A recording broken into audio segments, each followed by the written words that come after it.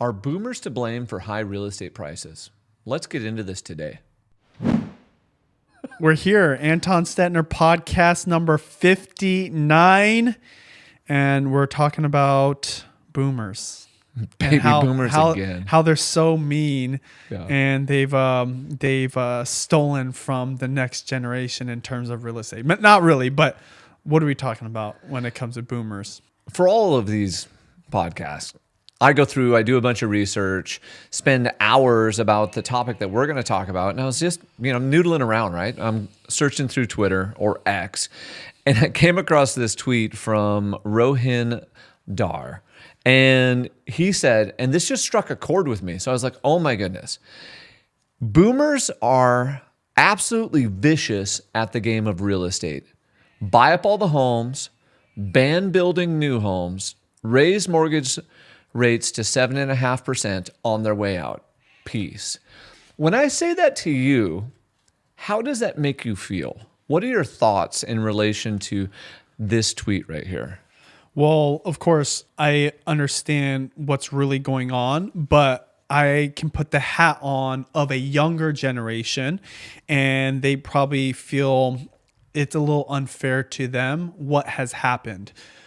That generation, boomers, they started buying up homes and owning homes and flipping homes and buying rentals when interest rates were just going down, down, down, down. While at the same time, the house prices were going up, up, up, and up. Then you got these 20-year-olds, 30-year-olds, even a little bit older, having to buy their first home when interest rates are really high. The house prices are literally the most expensive it's ever been.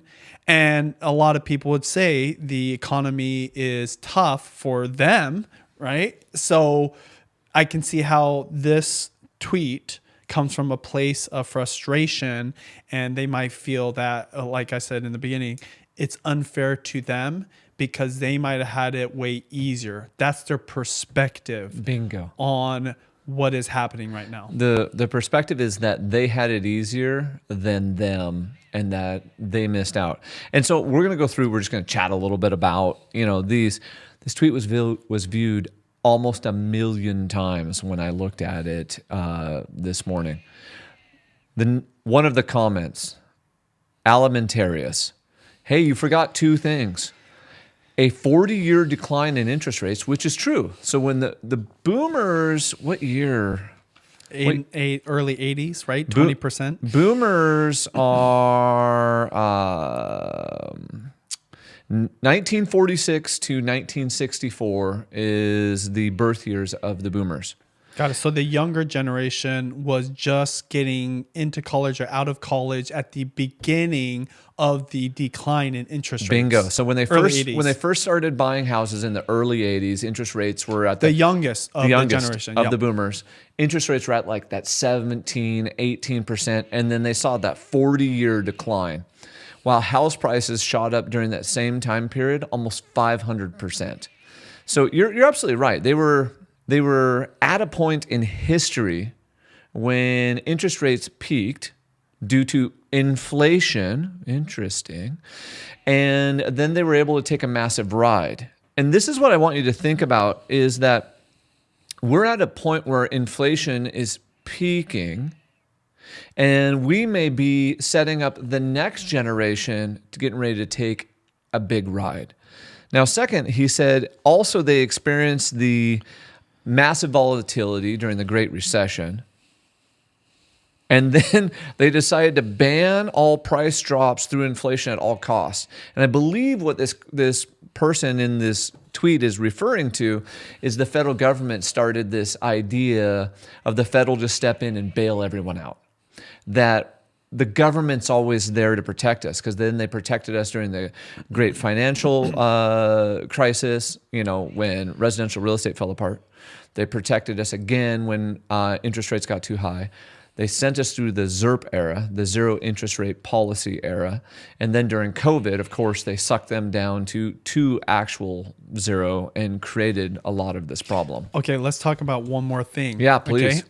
One of the justifications or excuses to bail out the banks, to have low interest rates, is because those people at the Federal Reserve said, and the government in general, if we don't do something, those boomers who are about to retire are going to be completely royally screwed. Yes. Like their pensions, their retirements, their 401ks will have dropped in so much value they can't retire. Isn't that an interesting thing? And neutrally, maybe do me a favor, find out when Jerome Powell was born. One of the things, the people making the decisions, both on the fiscal policy and monetary policy, are of the same generation. So imagine these young people who are disenfranchised or feeling frustrated have like a good justification for complaining because they almost have no control other than their vote, right? Yep. Which this is why you should get into politics or support the person that is going to represent you. Those people that were being protected were the same generation and probably the same people. So it's like, what do you call it? It's a conflict of interest. It's self-preservation. And so neutrally, how old or when was Jerome Powell born? What year? 1953. There you go. 53. Boomer. Right smack dab in the middle. Yep. So as he and these other previous, what do you call them? Federal Reserve chairmen. Yep. They're all just doing what's best for themselves and their buddies. Humans are self-serving by nature. Most of the government is literally a baby boomer. And so I don't fully agree with this tweet, but there's some truth to it. They got into power, they got all the assets, now they're doing everything humanly possible to protect them. This other gentleman fires back, Agam. To be fair, Gen X and even millennials had plenty of time to buy at the bottom from 2009 to 2015. So it's not just the boomers that benefit, it's mostly just Gen Z that's doomed. Most of my peers, Gen X and millennials, who were reasonably financially literate bought during that time frame. And you know what? I'd actually really agree. We saw a lot of that Gen X and millennials purchase post-Great Recession, and they were able to capitalize on that uprun. And we're going to get into some stats later about who owns the most, the silent generation, the boomers, in relation to real estate. Gen X, okay, the millennials, Gen Z. Which generation owns the most real estate? Put it in the comments what you think it is, because we'll get there here in a little bit. Another person, Arjun246. Boomers have no control over the fact that the money got debased, so real estate got monetized as a better SOV rocket. I don't know what that means. Anyway, and later interest rates were raised to stop inflation from money being debased. It's a double whammy for the assetless, but it was all because of helicopter money. And then he shows a picture of the Federal Reserve graph and the billions of dollars, actually this is trillions of dollars, that's sitting in the M1 and M2 money supply. And then they voted in the helicopter money, and you see our money supply explode. Okay, that's a lot of jargon. What does that mean to the average person? The government printed a bunch of money. That money came into the system, and it created a lot of inflation. And the boomers, because they had assets, were the class or the generation that was able to get the most assets. And the people with the least amount of money, Gen Z, were the ones who were least able to capitalize on the helicopter money and the money printing because they didn't have a bunch of assets to begin with. So if you give someone, in this case a baby boomer, who already has assets, money, they don't just go down and go buy another TV at Best Buy and go buy another car. They go, oh, free money, and they turn around and buy more assets. So all they did was gobble up more assets with this government money. It was good intentions, but there's unintended consequences to this, and we're finding out now, which the scary thing is it could actually affect everybody. It's good intentions, massive consequences, because we printed 4 times more money than we ever had. So if you're going to stimulate the economy, let's say you have a campfire, and the campfire is lit, and you want the fire to burn hotter. Would you add 4 times more fuel to it, or would you just add maybe 20% more fuel, 30%? The amount of fuel they dumped on it was like walking over the campfire and you're sitting there trying to roast your marshmallow, and they just threw a 5-gallon bucket of gas on it. Well, of course, as that gas hits that fire, that creates massive heat, and it's going to burn and singe some things inside the market. And then you come back to the fire and go, okay, what actually happened? Is it still there? Is it still burning? So let's move on to our next topic. Yeah. So the next question is, how much wealth do boomers actually control? So I enjoyed the stuff talking about the tweet, because it's fun and it's kind of tweaky. But like at the end of the day, how much wealth do baby boomers have? Is it this really fair or unfair, like people are saying? Like, what are they actually controlling? So as of fourth quarter of 2023, baby boomers own 51.8% of the total wealth in the United States. This is due to the fact that baby boomers who were born between 1946 and 1964 own over half of the country's 156 trillion, that's with a T, in assets, despite only making up 21% of our population. In comparison, the millennials own only around 9.2% of our total wealth. Once again, the total wealth is 156 trillion. This means that the boomers are about 10 times more wealthy than the millennials. So when they talk about this wealth gap and people complain on the internet, my first natural feeling is like, you know what? Come on. Like, just work harder. But part of what they're saying is true. Because when you have a bunch of assets and you're controlling 52% of our country's wealth, the rich are just going to get richer, and then they edge out other people. So they are correct. It is a little bit harder today. But then on some aspects, it's also easier. And we'd rather complain than to also talk about the solutions. So let me give you an example of what I mean. Could the baby boomers start a business with just their cell phone? Yes. Oh, no, they couldn't. Not back then. No. Okay. Did they have computers? No. Did they have AI? No. Did they have access to the internet and the world's information? So the only part I really disagree with is, yes, I think it's harder to get it started, but also at no other time in history have you seen people go from zero to millionaire faster. So it's just different. It's not as easy. The path was more linear and predictable as a boomer because I could go get my corporate job working for General Motors, okay? Or GE.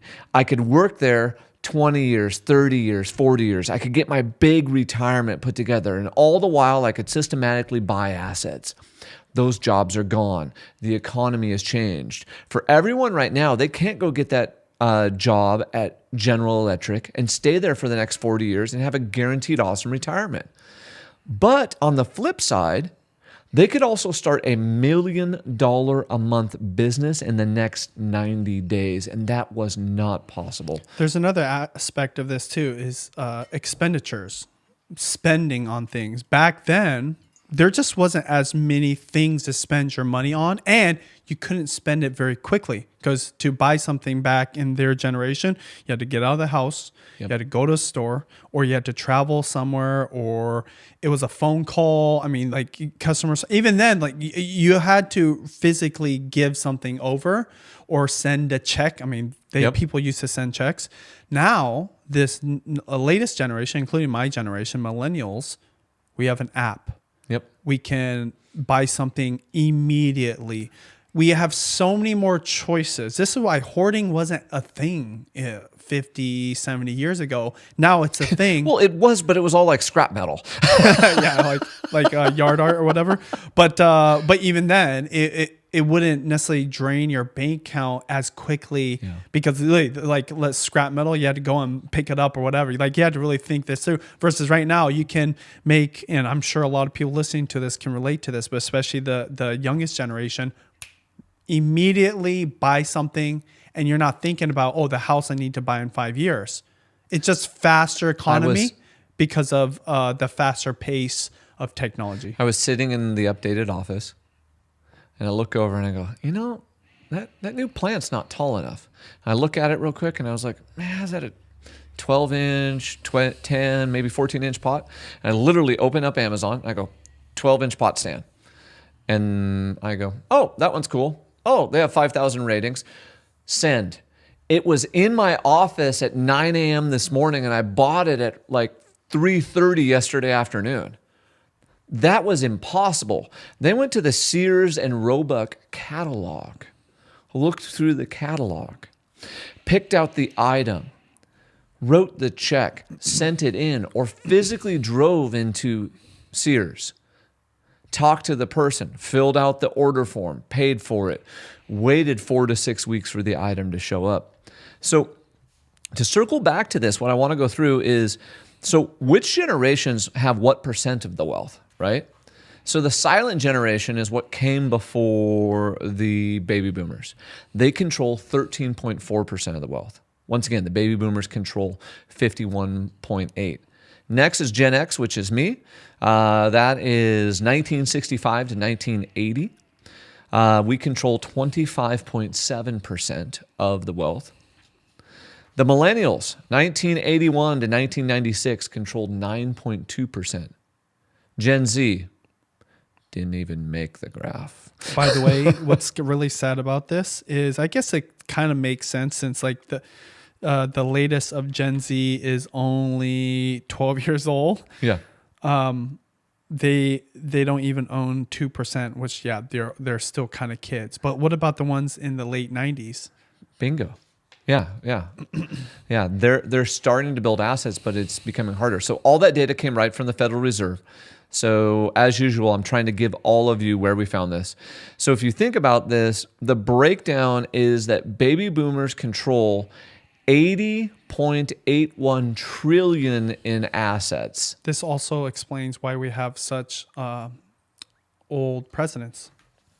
Yes. Tell me more. They're voting for the candidates that support the policies that support their pocketbook.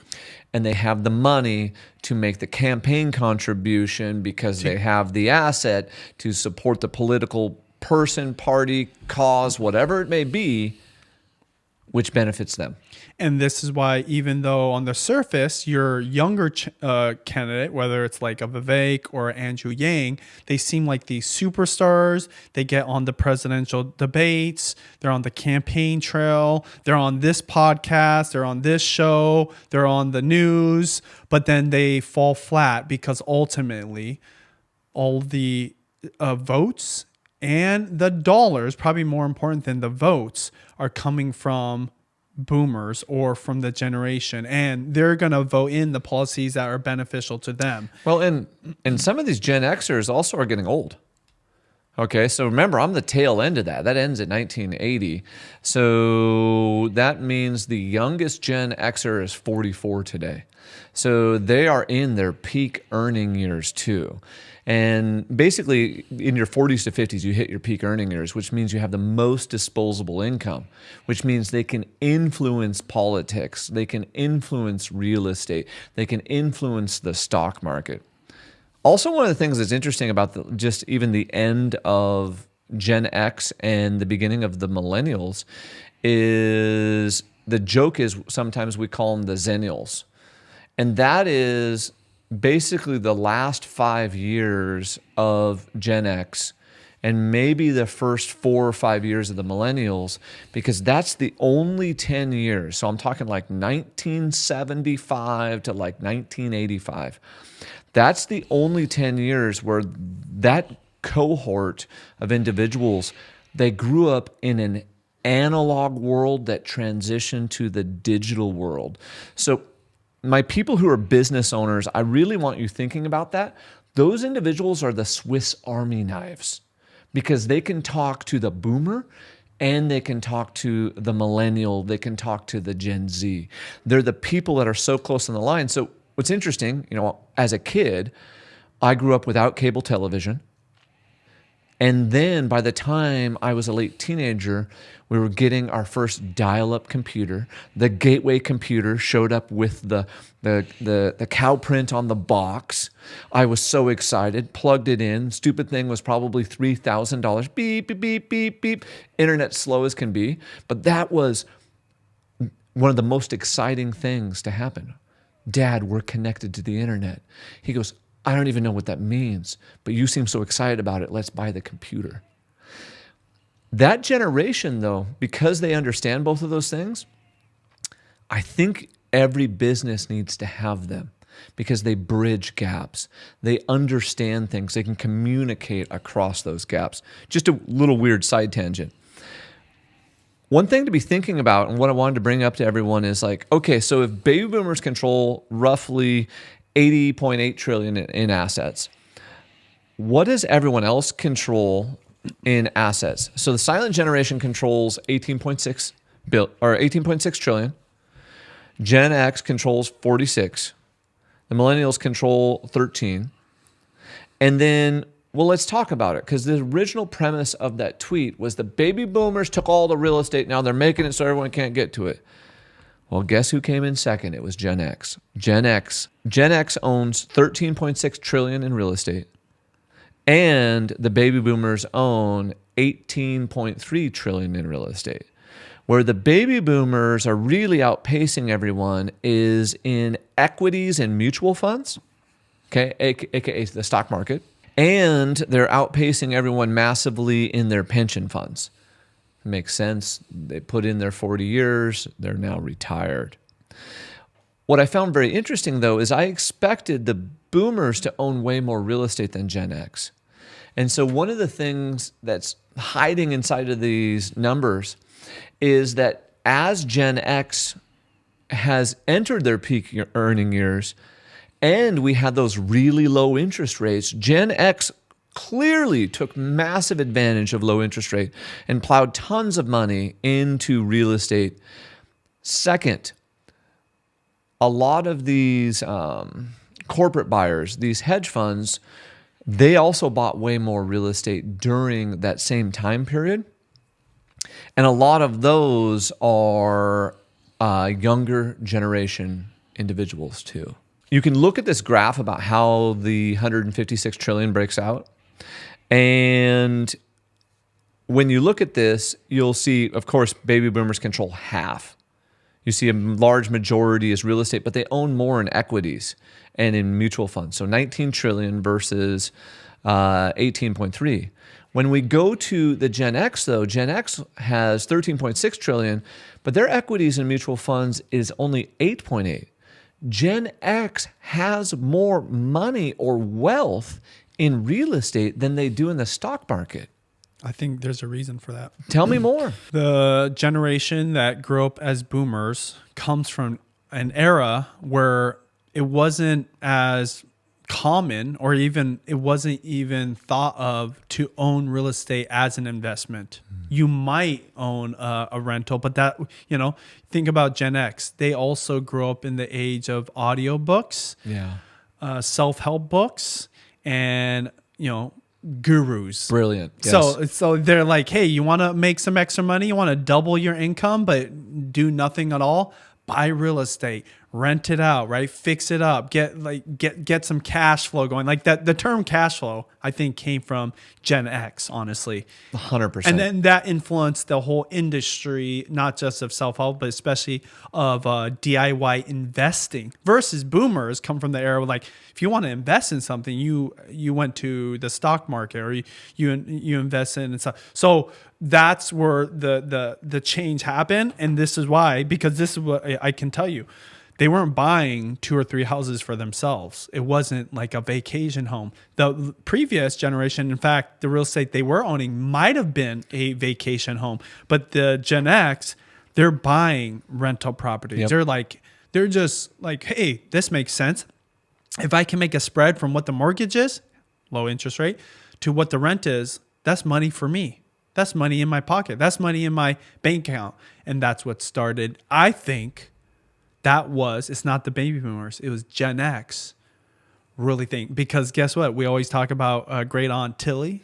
Great Aunt Tilly is from baby boomer generation. Yes. And so the Gen X are like, hey, Great Aunt Tilly, did you know I read this book, right? So like if you can't do it yourself, you go to your parents or your older relatives that's got the money. Yeah, Neutrally he's nodding his head, right? Because that's what he's trying to do, but his parents are, and I'm nothing against his parents. I mean, like his parents are amazing, but it was easier for that generation to do it because everyone wasn't doing it yet. So whoever was savvy enough or quick enough to do it in the right circumstance, when you could still buy a house for like 50 grand. Bingo. Oh my gosh. Well, then now, I mean, I don't think you can find a condo for 50 grand. In some states. Where? Memphis, Tennessee. You can get a house there for probably 80. Okay. So let's go to what you were just talking about and kind of think about what does this mean in regards to opportunity? What should our listeners and our viewers be paying attention to? If the baby boomers have all of these assets and we know life is just moving through its course, which means they are passing away, that means that Gen X specifically is expected to inherit $84 trillion by 2045. And $16 trillion of this is supposed to be transferred within the next decade.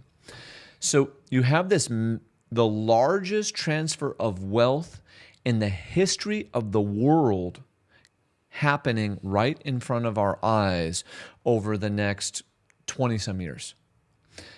As a real estate investor, as a home buyer, you need to be paying attention to that. There will be people getting rid of real estate and transferring it to the next generation. When someone passes away and the property goes into probate or it's being dealt with by the will, the heirs now have to deal with that property. There are times when the heirs live out of state and they just want to sell it immediately. Now, there's times when the heirs live right down the street. They know the property impeccably, and they're just going to keep managing it or running it. But this is going to create a very large turnover in real estate over the next 20 years. That's massive buying opportunity. It's also buying opportunity on terms for owner financing because they've already demonstrated by the fact that they own $19 trillion in equities and mutual funds that they're okay with slow, steady, long-term growth.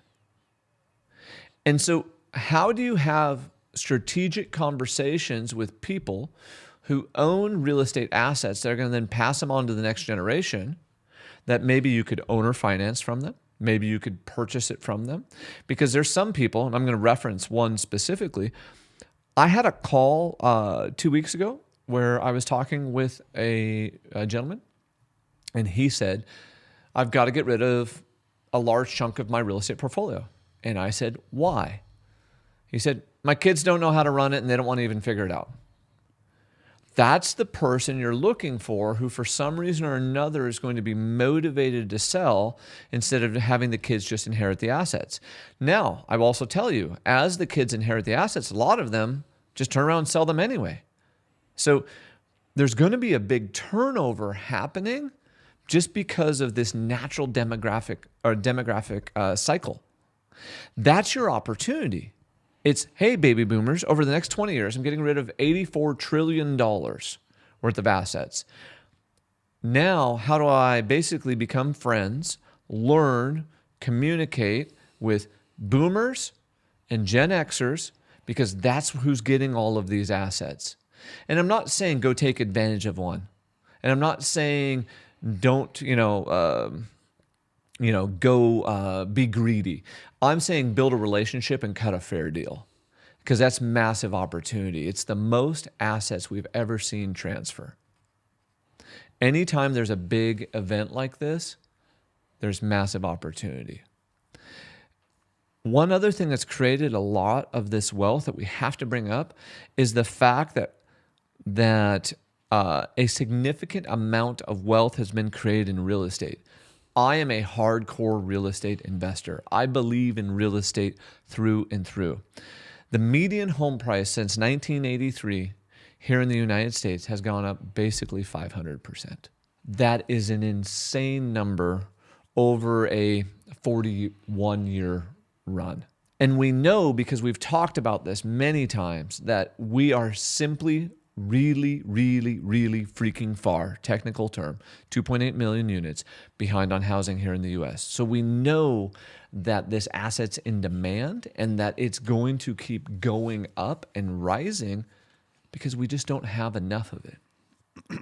Well, this actually leads to my comment, the next topic. But I do feel, after that whole discussion, looking at those numbers, the frustration that Generation Z is feeling, and especially younger ones are going to feel, is 100% justified. It's real. It's real, and it's an actual problem. It's not just even what I said, which is they have more ways to spend money, hence why they're not saving much money, but also it is that things are just so expensive. And it comes down to my one question for you. I wonder what percentage of your income that you need to spend to pay off a house, right?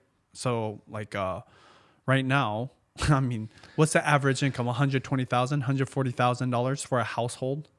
It depends on where we're talking about. Exactly, right? But So just the- on average. Oh, the median income in the United States is only like 72 or For something. a person or a household? Household. Okay, 70%. But Yeah. how much does it cost to buy the medium house? 417. It's grand. almost 4x. I wonder what the average salary was in the 50s. Maybe mutually you could find this. The average salary in the 50s, and then what was the average house price in the 50s. Yeah.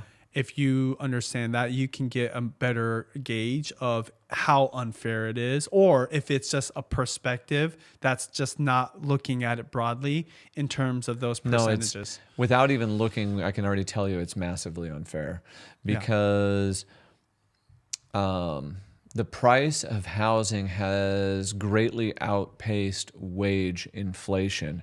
And I know that just from looking at economic data. I don't know what the exact numbers are, but I know it's massively outpaced that. And then when you had interest rates go from, 3 to 7.5 at the time of this recording, what's really happened there is this is now the least affordable housing has been since the late 70s and early 80s. So what'd you find mutually? I'm curious. What was the average salary in the 50s and what was the average house price in the 50s? So the average family income in 1950 was $3,300. Medium salary? Yeah. And then the $3,300 per month or per year?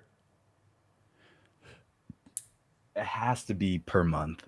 It didn't specify here, but it says So it then was that's at least- 3,300. That's like about 35 grand or something like that. And then the 38 average grand. house was 7,354 according to a census data back from 1950s. The average house was $7,000. Yeah, so the average income See, was so- the average income was $3,000. Yeah. So then, okay, yeah. So it only took you 2 years to buy a house fully versus right now, if you spent all your income on it, versus right now at least 4 or 5. Yeah, correct. And that's why even interest rates, I mean, that's the thing too, because house prices are so much more affordable back then. You could borrow money from your family, right? Or they could just help you by, hey, 50%, we'll just pay for it. It's like, I love you, son. Kind of let me help you buy it. Versus now it's like, what percentage am I going to charge you? Okay, which leads into the last topic, which is who's to blame ultimately for the housing problem? So, as I was sitting there thinking about this, like boomers, they control all the assets. Gen X controls all the assets. Well, is it boomers? Is it Gen X? Well, no, it must be the investors.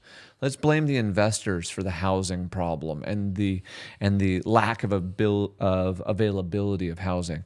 So there was a super clickbait title from Inman News, and it said, single-family home sales to investors hit an all-time high. And that story was pulled from the Q4 investor report that was published by CoreLogic.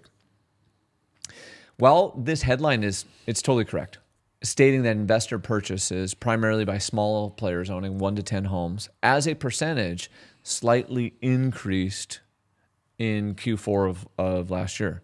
It's worth noting, though, that home sales went down. And so because mortgage rates were so high. And so even though home sales went down, what happened was investors just made up a slightly larger percentage of the purchases. So this title said, investor sales hit an all-time high, it was correct for that one little spot in history, but investors were a slightly larger portion of a smaller pie that decreased. So I think a better way to look at it is to look at the total number of homes being purchased by investors. It's still declining and off the peak. And the peak was in 20, 21, and 22, the beginning, when interest rates were super low.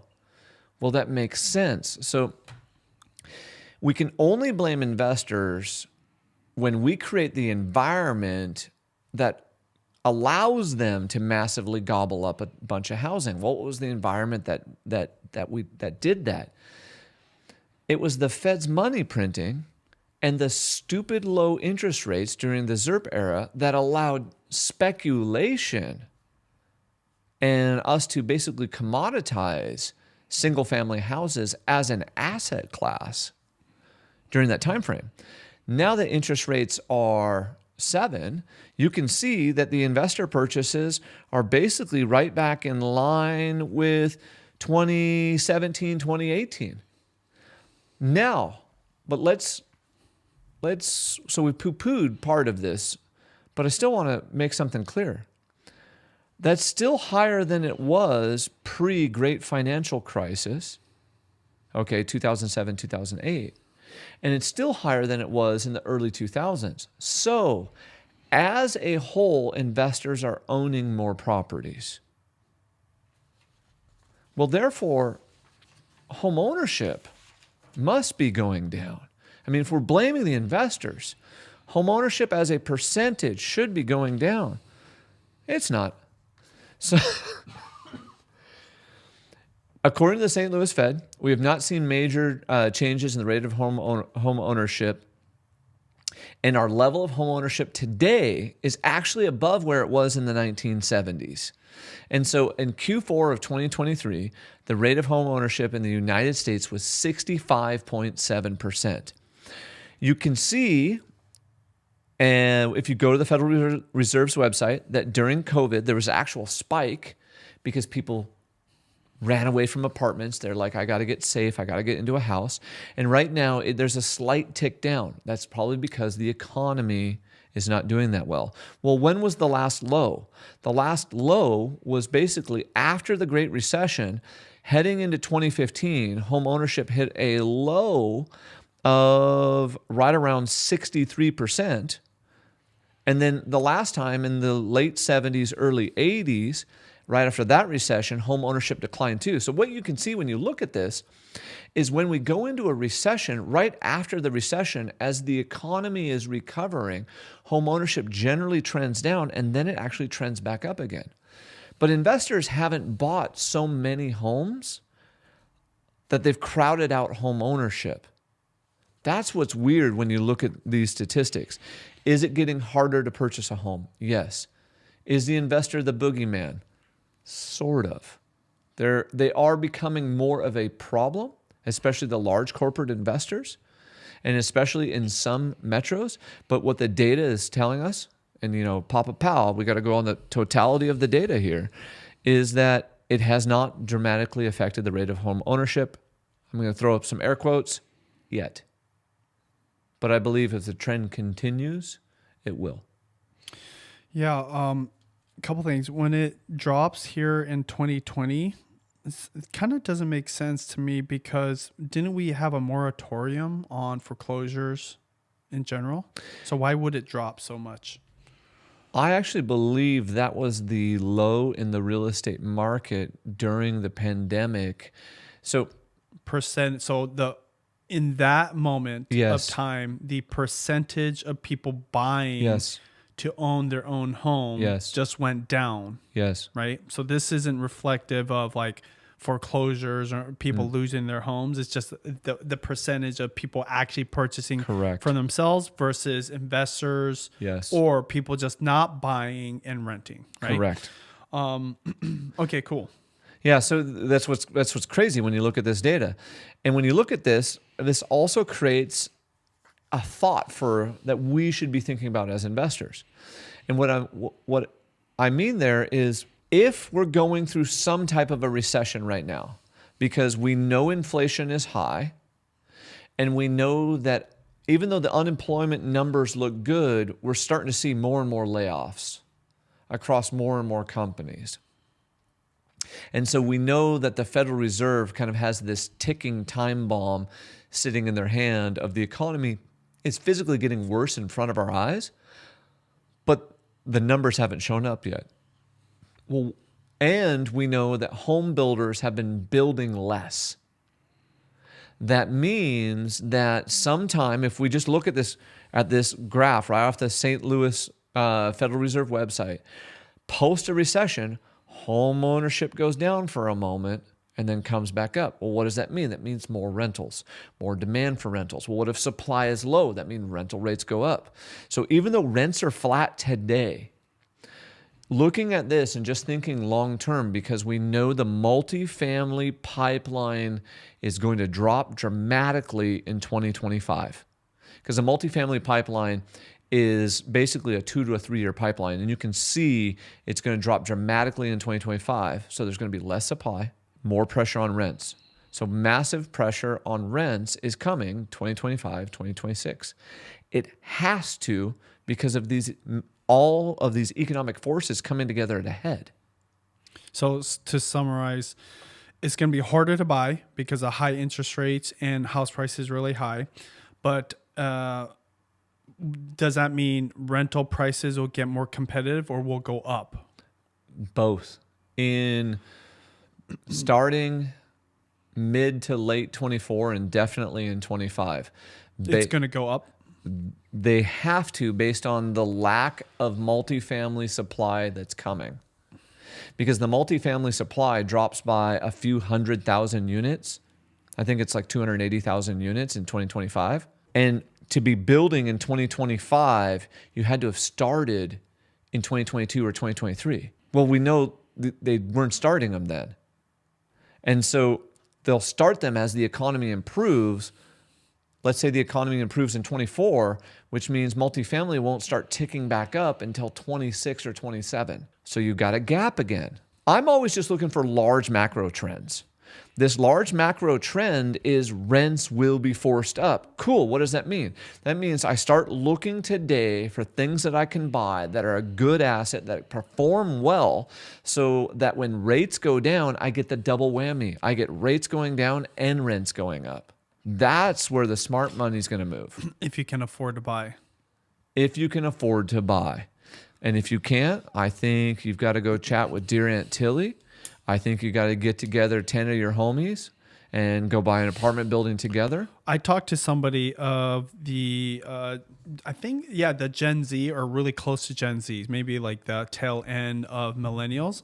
And they told me that it's very common right now in their group of friends that people are having to live with other people, not necessarily families, just like roommates, or they're buying houses together. And it's very regular. Or you're living back at home as a grown adult. And so I this is my thought. This is crystal ball moment, okay? I agree that house prices are probably going to stay high or potentially go higher. Interest rates, really right now, based on the data, can't go down. Yeah. That's scary. Yeah. So if you are going to buy, it might actually be a good idea to start looking right now to buy.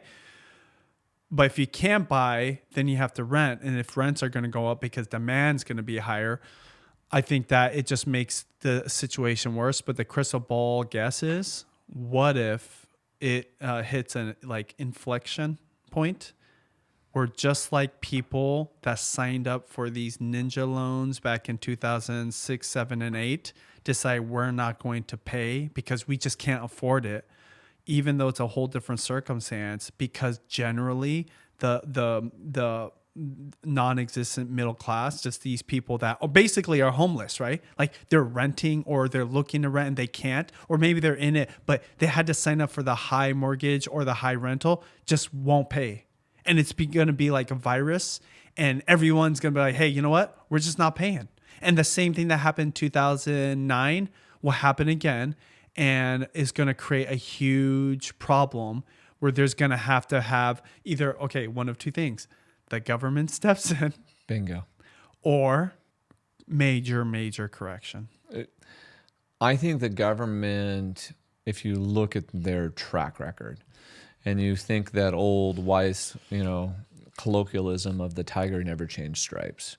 So what is the government done? The government said during the great financial crisis, we'll bail out the banks. We'll bail out the automakers. And we'll bail out housing. Then they came through and said, oh, we'll bail out Silicon Valley Bank. We'll bail out the banks again. They have a history of bailing everyone out. No one in office today has the stomach to not bail them out, to not protect their constituents. And here's why I say that. If someone had the stomach, the guts, the balls, we would not be spending an extra $1 trillion in deficit spending every 90 days. The government is burning an extra $1 trillion every 90 days. If they cared, that wouldn't be happening. So it's like they're playing poker with me and their cards are all face up and they're sitting right in front of me. I can see their hand. Their hand says, money printer, go and they'll just turn it on. And literally, I'm willing to bet the money, put it in the book, because this is what they've done. And this is what they're doing today by that level of deficit spending.